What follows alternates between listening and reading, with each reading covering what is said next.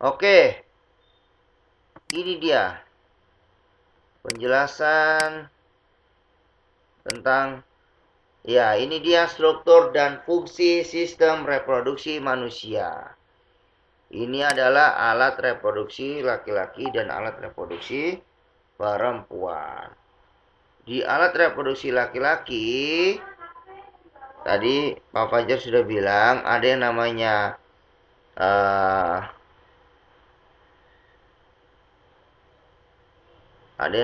penis dan ada yang namanya vagina, ya. Sebentar.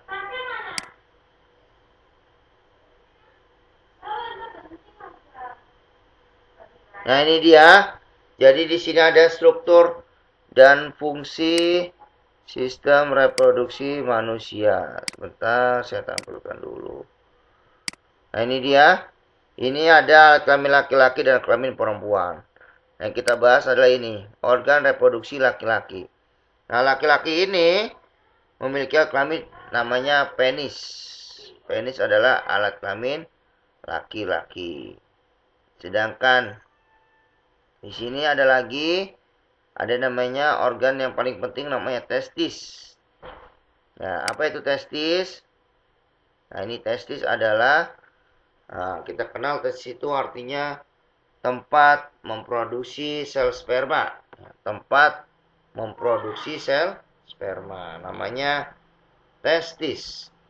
Jadi di dalam kelamin laki-laki itu ada testis yang kanan dan testis sebelah kiri, atau biji sebelah kanan dan biji sebelah kiri. Nah, di tempat testis inilah tempat menghasilkan atau memproduksi sel sperma atau air mani. Ya, sel sperma atau air mani. Kemudian di testis ini ada namanya skrotum atau kulit dari testis, pembungkus dari biji alat kelamin, ya. Kalau di laki-laki itu ada biji kanan dan kiri, itu ada kulitnya, bagian luar namanya skrotum. Skrotum itu fungsinya untuk membantu melembab atau menyesuaikan suhu pada alat kelamin, ya. Menjaga kestabilan suhu pada testis. Nah, ini skrotum supaya sperma tetap keadaan stabil. Kemudian di bagian yang selanjutnya adalah epididymis. Nih, epididymis. Nah, epididymis adalah saluran sel sperma yang berfungsi untuk mematangkan sperma yang sudah menyimpan sperma yang sudah matang.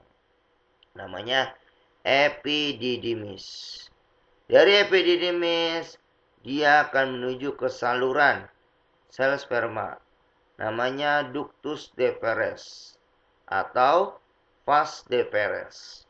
Vas deferens adalah saluran sperma, ya. Saluran sperma untuk menuju ke vesikula seminalis nih. Seminal vesicle. Seminal vesicle. Paham dulu sampai sini jelas? Bisa dipahami, ya? Halo anak-anak kelas berapa ini, ya? Sudah, Pak. Oke, bisa dipahami. Nah, di bagian vesikula seminalis, ya, atau seminal vesicle gitu, ya. Vesikula seminalis ini bagian yang berbentuk seperti kantung kecil. Kantung kecil, ya. Kemudian ukurannya 5 cm. Yang terletak di belakang kantung kemih atau di belakang air kencing nih. Penampungan air seni nih namanya urinary bladder atau tempat penampungan air kencing sementara. Ya, ini namanya air seni atau kantung kemih di belakangnya, ya. Vesikula seminalis di belakangnya. Nah, berfungsi untuk apa? Berfungsi untuk menghasilkan zat-zat yang diperlukan untuk perkembangan sperma. Jadi ini membantu untuk menghasilkan zat-zat yang diperlukan untuk perkembangan sperma. Supaya apa? Supaya mendapatkan nutrisi atau makanan. Dari vesikula seminalis, sperma ini yang sudah mendapatkan zat-zat yang dibutuhkan seperti asupan makanan, maka dia menuju ke ejaculatory duct atau saluran ejakulasi atau ductus ejakulasi, saluran ejakulasi. Nah, di saluran ejakulasi ya, atau ya di sini ada istilahnya, saluran ejakulasi ini membantu menghasilkan cairan atau pelumas yang lebih banyak untuk sperma terdorong ke luar bertemu dengan sel telur ya. Ini saluran ejakulasi. Dari saluran ejakulasi ke kelenjar prostat. Nih bawahnya ya. Kelenjar prostat ini bagian yang berbentuk seperti kue donat. Bentuknya hampir mirip kue donat ya. Contoh aja. Yang terletak di bagian bawah kantung kemih. Jadi dia letaknya kelenjar prostat. Letaknya juga di bawah kandung kemih. Atau tempat penampungan air seni sementara. Nah, di kelenjar prostat ini fungsinya untuk menghasilkan cairan yang bersifat asam. Jadi cairan sperma ini nanti bersifat asam di dalam kelenjar prostat. Dari kelenjar prostat, sperma itu akan menuju, jutaan sperma akan menuju ke saluran bulboretra atau bulboretral glands. Di saluran bulboretra ini ya bentuknya seperti kacang yang terletak di bawah kelenjar prostat. Nih, di bawahnya kelenjar prostat ya. Nah, kelenjar bulboretra ini fungsinya untuk menghasilkan lendir. Semacam lendir dan cairannya bersifat basah atau pahit. Jadi tadi cairannya bersifat asam di kelenjar prostat, ketika di kelenjar bulboretra cairannya berubah bersifat basah atau asam atau pahit ya. Dari kelenjar bulboretra dia akan menuju sperma, itu jutaan sperma akan keluar dari saluran penis namanya uretra. Ya, uretra itu adalah saluran keluarnya air seni atau air kencing dan keluarnya sel sperma ya. Namanya uretra. Maka sperma itu akan keluar dari penis. Dari penis atau dari kepala penis sampai keluar ke kepala penis atau glans penis. Itulah penjelasan dari organ reproduksi laki-laki. Berarti dari mulai testis, kemudian ke epididymis, kemudian vas deferens, dari vas deferens ke vesicula seminalis, dari vesicula seminalis ke saluran ejakulasi, saluran ejakulasi ke kelenjar prostat ke kelenjar bulboretra, kelenjar bulboretra keluar sperma itu ke luar penis ya, ke saluran namanya uretra, baru ke penis. Itulah penjelasan organ reproduksi laki-laki. Bisa dipahami yang laki-laki, jelas? Jelas. Oke, itu ya organ reproduksi. Nah, di sini ada istilah namanya di dalam tes ini dibedah nih oleh ahli bidang organ reproduksi, misalkan dokter, dibedah. Ini biasanya dia mati. Bagaimana sih proses terbentuk? Nah, ternyata di dalam testis ini salah satu biji sebelah kanan atau sebelah kiri dipotong, dilihat ternyata ada dua lapisan. Lapisan testis yang pertama namanya lobulus, lapisan testis bagian luar. Lapisan dalam yang memproduksi sperma namanya tubulus seminiferus. Dan dari sperma yang sudah matang, dia akan diserap dan ditarik oleh vas efferens. Vas efferens itu bagian dalam saluran sperma yang bagian dalam berada di dalam epididymis. Jadi sperma yang sudah matang disimpan dulu di dalam epididymis. Kemudian dia keluar menuju saluran sperma namanya vas deferens ya. Jadi kalau vas efferens di dalam epididymis, kalau vas deferens di luar epididymis. Vas deferens tadi ya di sini ya, atau ductus deferens baru ke saluran seminal, vesicula seminalis, kemudian saluran ejakulasi, kelenjar prostat, kelenjar bulboretra sampai ke uretra, keluar dari penis. Itulah penjelasan dari organ reproduksi laki-laki yang kita pelajari. Selanjutnya, adalah organ reproduksi perempuan. Nah, di organ reproduksi perempuan itu yang kita bahas adalah alat kelamin perempuan. Nah, bagaimana sih prosesnya? Yaitu ada alat kelamin perempuan namanya vagina atau tempat untuk hubungan seksual, namanya kopulasi, untuk kopulasi. Nah, di vagina ini ada lapisan bagian dalamnya. Namanya serviks atau leher rahim. Leher rahim. Jadi kalau ada kanker serviks itu berarti kanker rahim ya di dalam alat kelamin wanita atau perempuan. Dari serviks leher rahim menuju yang lebih sempit ya. Di bawahnya ada lagi namanya uterus ya. Namanya uterus. Tadi vagina itu tadi saya jelaskan kembali. Vagina itu saluran yang menghubungkan ya tadi ya. Lingkungan luar dengan rahim. Jadi dengan rahim. Saluran ini mengalirkan darah menstruasi. Jadi kalau perempuan lagi halangan atau lagi haid atau lagi menstruasi, biasanya darah keluar dari vagina. Dan saluran keluarnya rahim ya. Saluran keluarnya rahim. Saluran keluarnya bayi. Jadi bayi keluar dari vagina perempuan. Selain itu apa tadi? Selain itu untuk melakukan hubungan seksual atau kopulasi, hubungan seksual dengan laki-laki. Nah, dari vagina menuju serviks kemudian dari serviks itu tadi saya bilang adalah struktur rahim bagian bawah yang menyempit. Jadi gambar agak menyempit nih. Menyempit dan membuka ke arah vagina. Dia akan membuka ke arah vagina. Dari membuka ke arah vagina, maka dia akan menuju ke saluran yang ketiga. Namanya adalah uterus. Ya. Nah, saluran ini kita kenal namanya rahim. Ini uterus artinya rahim. Kemudian endometrium, dinding rahim. Nanti ini untuk membantu melekatnya embrio sampai menjadi janin, sampai menjadi bayi di sini. Nah, di sini ada lagi saluran yang ke dalam, namanya oviduct. Ada sebelah kanan dan sebelah kiri. Oviduct itu atau kita kenal namanya tuba Fallopi. Tuba Fallopi.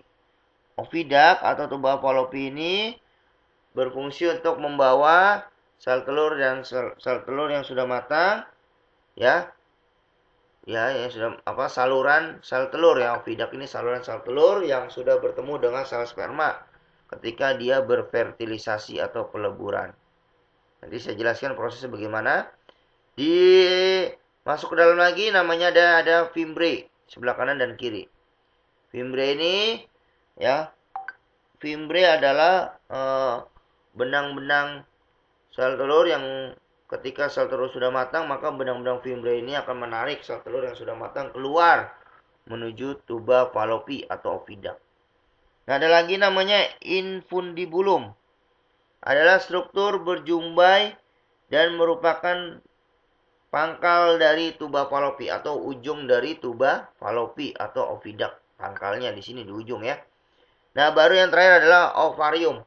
Ovarium adalah ya, dia ini berbentuk seperti telur ya, berjumlah 2 buah tadi sebelah kanan dan kiri. Biasanya terletak di samping kanan dan kiri ya. Dia ini berfungsi untuk menghasilkan sel telur ya. Menghasilkan sel telur. Nah, prosesnya bagaimana sih? Prosesnya adalah dari mulai ovarium.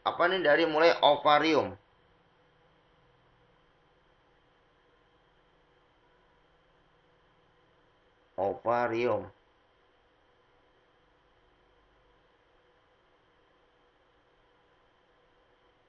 Oke, di ovarium tempat pembentukan sel telur, dia ini ya, sel telur ini dia akan menghasilkan sel telur yang sudah matang, kemudian dia akan bertemu dengan sperma yang masuk ke dalam alat kelamin perempuan.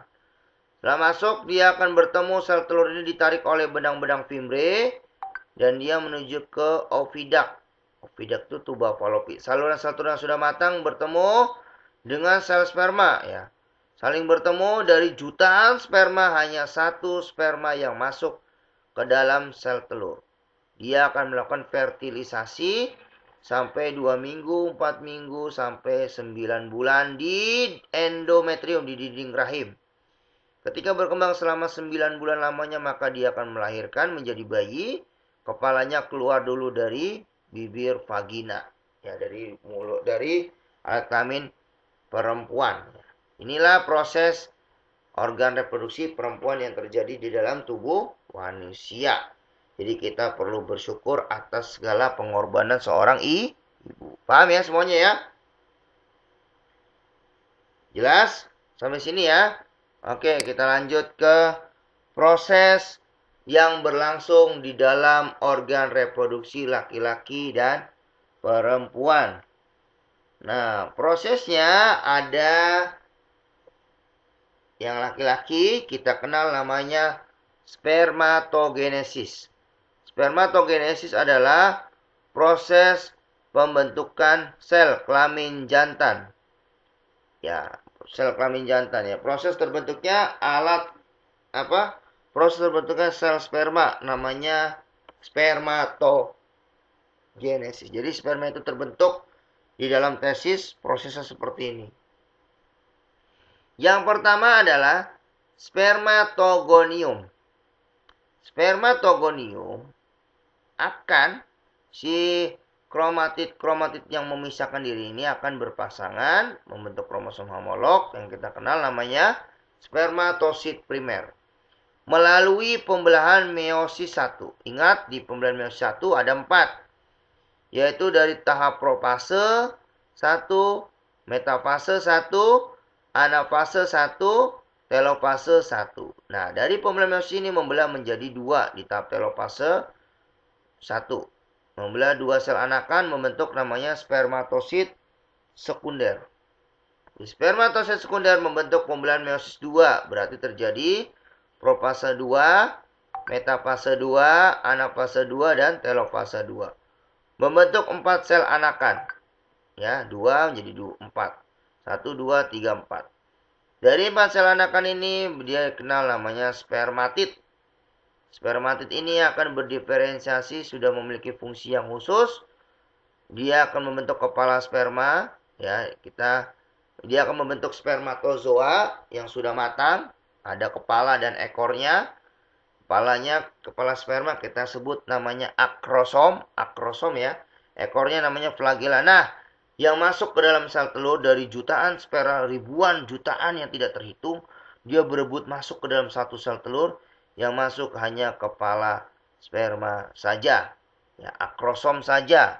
Yang ekornya memutuskan diri, maka sperma akan masuk bertemu dengan sel telur, membentuk zigot dan embrio.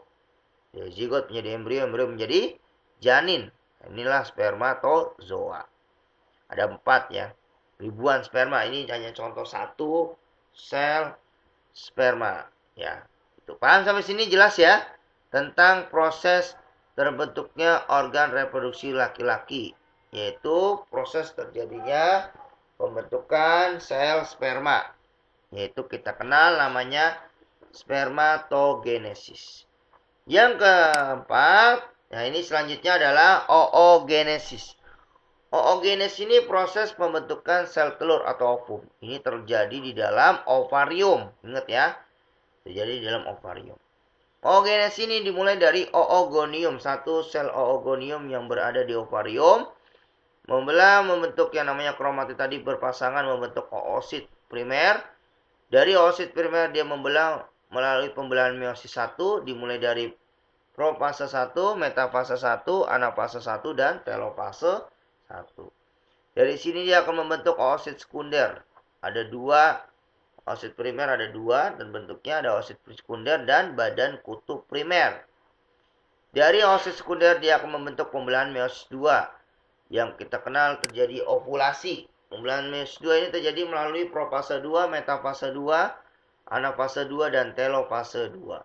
Setelah oosit sekunder membelah menjadi 2 bagian membentuk ovulasi ya dan badan kutub sekunder yang mengalami degenerasi atau kematian. Sedangkan badan kutub primer membentuk badan kutub sekunder yang mengalami degenerasi dan Yang satunya lagi, badan kutub sekunder mengalami degradasi. Jadi di sini ada 3 badan kutub sekunder yang mengalami kematian. 1, 2, dan 3. Karena ini mengalami kematian, maka hanya 1 sel telur yang sudah matang. Kalau ya, karena 1 sel telur yang sudah matang namanya ootit atau berkembang menjadi ovum atau sel telur. Nah, ini dirangsang oleh fertilisasi, dirangsang oleh sperma yang masuk. Jutaan sperma yang masuk berebut, hanya 1 sperma bertemu dengan ovum. Yang lainnya mati ya, jadi hanya 1 sel ovum yang bertemu dengan ribuan sperma, tapi hanya 1 sperma yang masuk bertemu dengan sel telur atau ovum. Paham ya sampai sini ya? Jelas semuanya? Bisa mendengar suara saya? Baik, terima kasih. Itulah proses yang namanya pembentukan sel telur. Kita kenal namanya oogenesis. Kemudian ada istilah namanya menstruasi. Apa itu menstruasi? Seorang wanita dewasa setiap bulan melepaskan 1 sel telur yang matang dari salah satu ovariumnya. Apabila tidak terjadi fertilisasi, akan terjadi pendarahan yang disertai luruhnya sel telur dan lapisan endometrium atau dinding rahim. Pendarahan ini disebut menstruasi. Menstruasi terjadi secara periodik sehingga disebut siklus menstruasi. Pada umumnya, siklus menstruasi berlangsung selama 28 hari atau 1 bulan sekali. Ya, normal wanita itu mengalami menstruasi atau halangan atau tidak sholat dulu ya. Selama dia halangan atau menstruasi biasanya selama 1 bulan sekali menstruasinya. Jadi menstruasi itu kesimpulannya adalah apabila ya seorang wanita dewasa melepaskan sel telur yang berada di dalam ovarium yang sudah matang, tapi ya tidak terjadi fertilisasi, tidak terjadinya bertemunya sel sperma. Karena sel telur yang sudah matang tidak bertemu dengan sperma, maka dia akan berkembang, terjadinya penebalan dinding rahim, kemudian robeknya dinding rahim. Karena sudah robek maka pecah, darah itu akan keluar dari vagina perempuan. Nah, inilah proses yang terjadi menstruasi. Paham ya? Nanti kita bahas di pertemuan selanjutnya tentang grafik pengaruh menstruasi. Ada hormon FSH dan LH. Follicle Stimulation Hormone dan LH Lutein Hormone. Dan sekaligus membahas tentang hormon-hormon apa saja yang terjadi di dalam menstruasi. Nah, kemudian fertilisasi. Fertilisasi sebulan sekali tadi ovarium melakukan ovulasi. Yaitu pengeluaran sel telur. Jadi sebulan sekali itu perempuan itu mengeluarkan sel telur ya, yang sudah matang berupa oosit sekunder. Nah, sel telur ini siap dibuahi oleh sel sperma. Disebut pembuahan atau fertilisasi. Jadi fertilisasi itu ketika sperma masuk ke dalam vagina, maka dia akan bertemu dengan sel telur. Sel telur yang sudah matang di dalam ovarium ditarik oleh benang pinang fimbre melalui infundibulum menuju ke oviduk atau tuba Fallopi. Bertemu di tuba Fallopi di sini, sel sperma hanya masuk dari jutaan sperma yang masuk ke dalam sel telur, ya hanya 1, maka membentuk zigot. Nah, ini yang kita kenal namanya fertilisasi. Bertemunya antara sel telur dengan sel sperma. Dia akan mengalami peleburan. Fertilisasi ini terjadi di dalam tuba Fallopi dan menghasilkan zigot. Dari zigot, dari sel telur bertemu dengan sel sperma menjadi zigot, dia akan berkembang menjadi embrio di dalam dinding rahim wanita, sehingga terbentuknya janin sampai bayi. Itulah dari bayi dia akan keluar dari vagina perempuan. Selama 9 bulan dia mengandung seorang ibu, ya. Jadi Maha besar Allah untuk kita selalu bersyukur kepadanya bahwa ibu adalah perjuangan yang sangat hebat untuk mempertahankan nyawa demi melahirkan dan membantu dan mengembangbiakan dan menjadikan manusia itu menjadi manusia yang baik kepada siapapun. Inilah proses yang terjadi di dalam fertilisasi. Nah, ini selanjutnya adalah penyakit pada sistem reproduksi manusia. Nah, penyakit pada sistem reproduksi manusia ada beberapa contoh. Ini ada yang pertama namanya keputihan.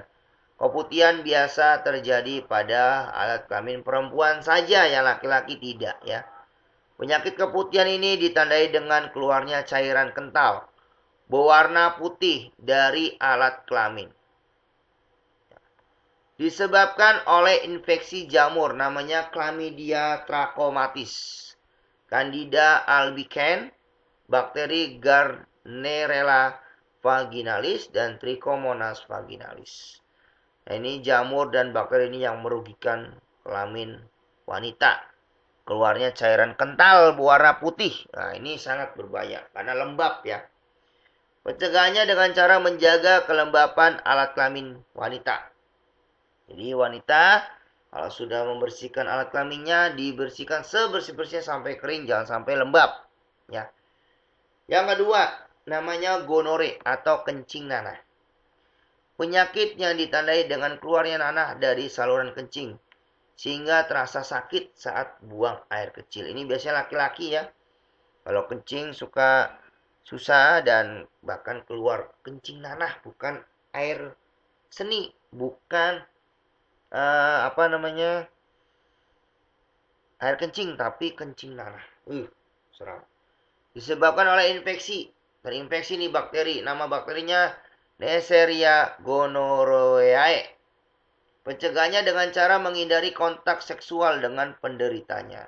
Ini berbahaya untuk laki-laki biasanya. Mohon maaf, ini laki-laki yang melakukan gonta-ganti pasangan, bahaya ya. Yang ketiga, sipilis, raja singa.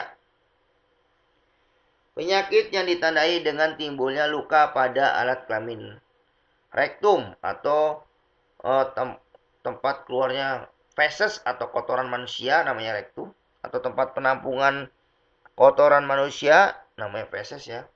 Lidah, jadi timbulnya luka nih di lidah juga, dan bibir, tetapi tidak terasa sakit. Disebabkan oleh infeksi. Nah, bakterinya siapa? Namanya Treponema pallidum. Pencegahannya dengan cara menghindari kontak langsung antara luka di kulit dengan selaput lendir. Nah, terjadinya kontak langsung antara luka di kulit ya dengan selaput lendir atau cairan tubuh penderita. Dengan selaput lendir atau cairan tubuh penderita. Nah, inilah terjadi penyakit yang namanya sipilis atau raja singa. Nah, jadi ini terjadinya kerusakan beberapa alat kelamin, timbulnya luka, timbulnya di kulit, dan dengan selaput lendir atau cairan tubuh penderita. Menghindari kontak langsung dengan penderita sipilis, ya. Terdapat selaput lendir atau cairan tubuh penderitanya. Ini berbahaya, menular bakterinya. Yang keempat, namanya AIDS.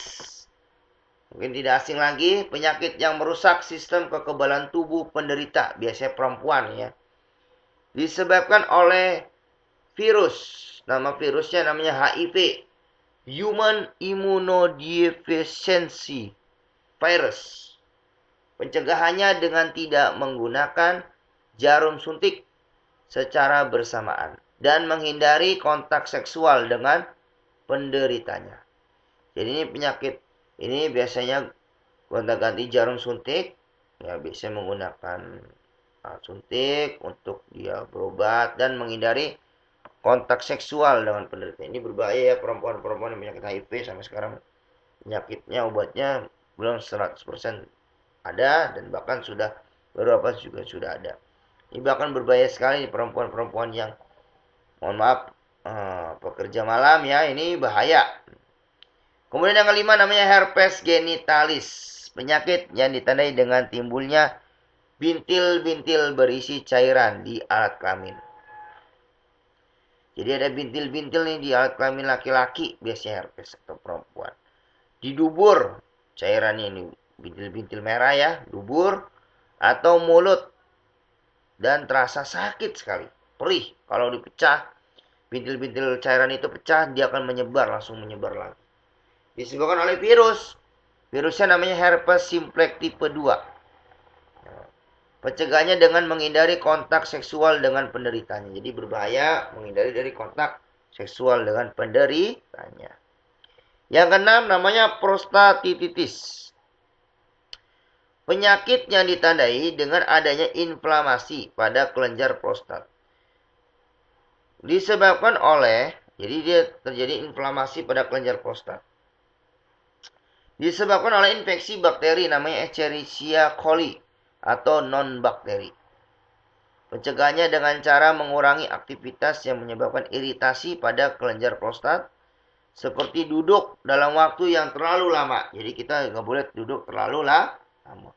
Jadi berdiri juga nggak boleh lama. Jadi kita jangan terlalu lama duduk. Ini menyebabkan iritasi pada kelenjar prostat. Ya. Yang ketujuh adalah epididymitis.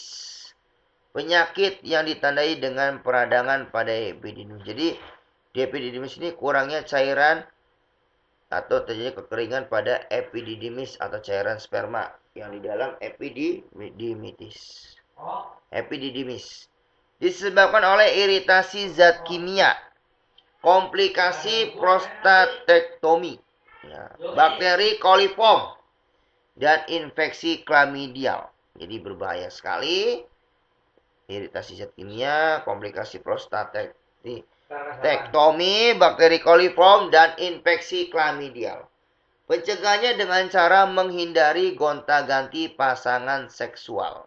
Nah, jadi ini bahaya untuk tidak mengganti pasangan atau gonta-ganti pasangan. Ini bahaya sekali. Apalagi di agama dilarang untuk bergonta-ganti pasangan seksual. Itulah penjelasan yang harus kita pelajari. Kemudian kesehatan organ reproduksi manusia. Bagaimana sih upayanya? Upayanya adalah untuk perempuan mengganti pembalut sesering mungkin saat sedang menstruasi. Yaitu 2-3 jam sekali harus ganti pembalutnya. Pembalut menstruasi itu tahu kan kalian? Kemudian menghindari penggunaan sabun pembersih kewanitaan secara terus-menerus. Jadi jangan keseringan menggunakan pembersih sabun kewanitaan. Untuk laki-laki mengurangi kebiasaan mandi dengan air panas. Jadi menghindari kebiasaan mandi dengan air panas supaya produksi sperma juga matang. Melindungi testis selama beraktivitas, menjaga kesehatan pada testis kita, melindunginya dengan selama beraktivitas. Yang ketiga, menghindari minuman beralkohol dan rokok. Sudah jelas ya, sebagai siswa-siswi dilarang untuk merokok atau rokok dan minum minuman alkohol. Apalagi secara agama dilarang keras ya, minum minuman alkohol seperti agama Islam pada umumnya. Ya, itulah penjelasan yang dapat saya sampaikan. Terima kasih. Jika ingin bertanya atau sudah paham,